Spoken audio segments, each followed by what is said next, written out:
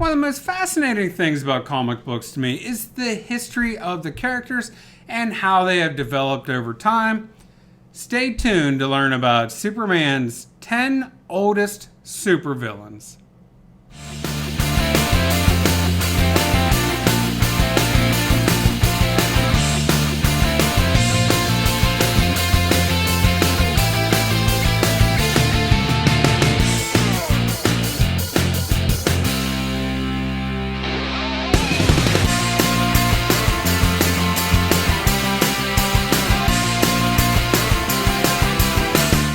Hey YouTube, it's Matt here, and like I said in the introduction, I love learning about the history of comic book characters, and it amazes me, Superman, who's been around since 1938 with the first appearance in Action Comics #1, it took 20 years for them to come up with 10 supervillains. The early days of Superman really was focused on gangsters and muggers and common thieves and bank robbers. He didn't really fight a whole lot of supervillains. Now, the first supervillain came out within 1 year of Action Comics #1, and Lex Luthor came out in 1940. That's his oldest supervillain, but the rest of them, it took well into the 50s before we had a complete list of 10. So, I'm going to name them off in order of the newest to the very oldest. And I kind of already told you what the second oldest is. But, as we said, the number 10 supervillain for Superman. In August 1964, DC Comics introduced Ultraman. Now, Ultraman was like the complete opposite of Superman. As opposed to running the Justice League, this guy ran the crime syndicate on a parallel universe. DC has been running parallel universes for many years. There are a lot of versions of Superman in these different universes. But again, 1964 was Ultraman. In April 1961, DC introduced one of the most well-known Superman villains in Adventure Comics number 283. Now, this was an issue that featured Superboy. Superboy had released General Zod from his sentence, believing that General Zod completed his sentence from the planet Krypton, the same planet that Superman is from. Well, it turns out that General Zod didn't complete his sentence, and he tried to take over the world. Lots of hijinks, lots of adventure, but General Zod is one of the most well-known characters, thanks in part to the great movie Superman 2 with Christopher Reeve that came out in the early 1980s. What I do now, I do for the sake of the people of the world. But there is one man here on Earth who will never kneel before you. Who is this imbecile? Where is he? I wish I knew. So, the number 9 on this list is General Zod. The number 8 on our list is Metallo, who came out in May 1959. Now, this was a reporter that had a metal body that ended up having an accident and needed a heart made out of uranium, okay? Or at least that was the driving force of his heart. Well, of course that's going to make him powerful, but he found out that he could also use kryptonite inside his heart. Now, what that meant was what gave him life was Superman's weakness, so he was quite an effective foe versus Superman, because we all know Superman wilts whenever kryptonite is around.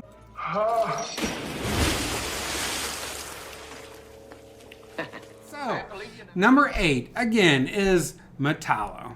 Number 7 on our list came out in October 1958, and this is one of my favorite Superman villains. And I remember Bizarro, who we are going to talk about. I remember him in the Justice League cartoons whenever I was a kid. I always liked it because he had this like echoing voice in the cartoon. But this was a character who was introduced a couple times. He was originally in Superboy, and then eventually they brought him back as Lex Luthor's invention. Lex Lex Luthor wanted him to be somebody that went up against Superman, but ultimately it didn't work because deep down, Bizarro wasn't really a super villain per se. He really wanted to be a good guy. He wasn't sure how to go about doing it. So, number 7 on our list is Bizarro. Number 6 on our list is a character named Brainiac. He came out in July of 1958. Now, Brainiac was actually an alien who came into the Superman universe. He's a character that is a humanoid-looking character. He has green skin. He has evolved over time. He originally wore a pink suit, but eventually he grows into a true monstrosity-looking type of a creature. Number 6 is Brainiac. Number 5 on our list came out in September of 1944. Now, this character is, to me, an amusing character. This is Mr. Mexiplex, and honestly, I'm mispronouncing it, and I don't know how to pronounce it. In fact, look at the name. It's pretty long. Anyhow, Mr. Mexiplex, just go with this. You guys know who I'm talking about. Anyhow, he is an alien who, although he has powers, although he might be an alien, he's from the 5th dimension, if you will. I think that's an alien. So he comes to Earth every so often, and he just creates hijinks. Honestly, he's not so much a true supervillain in that he wants to hurt people. He just likes to amuse himself, and it just leads to a lot of great writing over the years of just this guy being honestly kind of goofy, this little man that floats in the air and causes hijinks. But number 5 is Mr. Mexiplex, or Mexiplex. Go with it. You guys know who I'm talking about.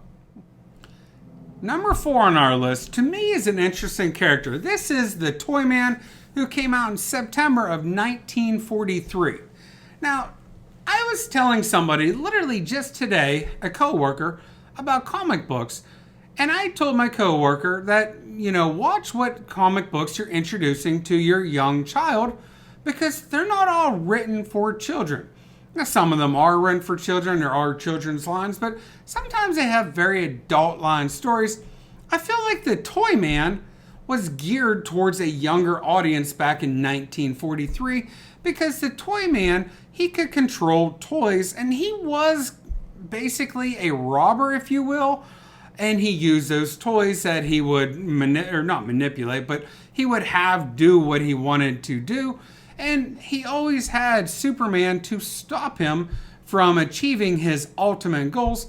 Eventually, Toyman would end up working with other supervillains such as Lex Luthor and Prankster, 2 that we haven't talked about yet, but they are on this list. But number 4, came out in 1943, was Toyman.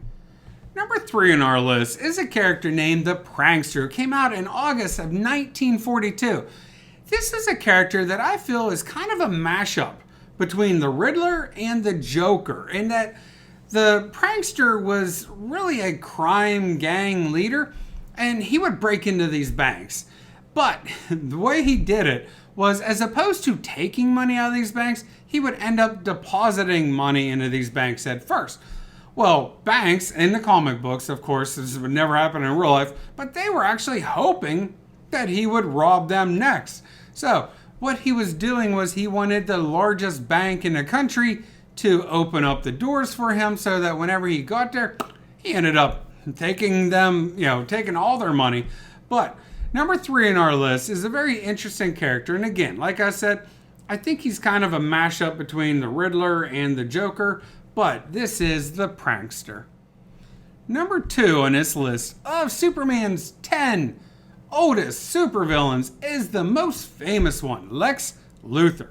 Lex Luthor ended up coming out in Superman issue number 4. Now, this was somebody that Superman recognized right away as a mad scientist trying to take over the Earth. Now, over the years, Lex Luthor has clearly developed into a more well-rounded character, if you will. He's actually a pretty fun, supervillain to read about. But Lex Luthor was the number 2 oldest Superman villain. The number 1 oldest supervillain for Superman happens to be a character that would only make sense in late 1930s New York City. This was led by a crime syndicate that happened to really go after independent cab drivers, taxi cab drivers, if you will. Well, this guy did not want independent taxi cab drivers to flourish in New York City, so we have Ultra Humanite, who came out in July of 1939 as the oldest villain in the Superman universe. Hey guys, I hope you enjoyed this video about the 10 oldest Superman villains. If you like this content, please hit that thumbs up, hit the subscribe button, and put a comment down below. I want to thank everybody for watching, and you have a great day.